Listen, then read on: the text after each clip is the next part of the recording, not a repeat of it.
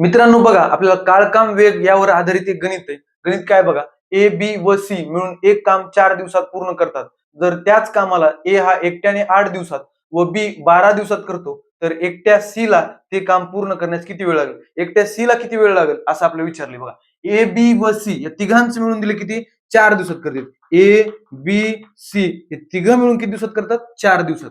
चला पुढं एकटा ए घेऊ, किती दिवसात करतोय? 8 दिवसात. एकटा सी किती दिवसात? एकटा बी किती दिवसात करतोय?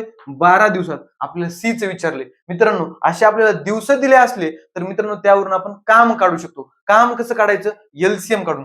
4, 8, 12 यांचा एलसीएम येतो 24. बरोबर? हे आलं काम. मग आता त्यांची क्षमता काढू. क्षमता काढलं की उत्तर सोपं होऊन जातं बघा.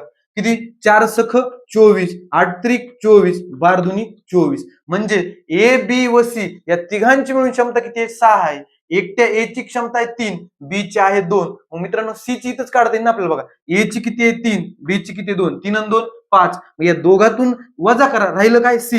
म्हणजे 6 मधून 5 वजा केले किती राहील? 1 राहील. म्हणजे सी ची क्षमता किती आली? 1 आली. मग सी ला किती दिवस लागतील काम करायला? काम आहे 24. सी एका दिवशी एकच काम करतो. म्हणजे किती दिवस लागतील त्याला? 24 काम करायला त्याला 24 दिवस लागतील. म्हणजे पर्याय क्रमांक 1 आपलं उत्तर आहे. धन्यवाद.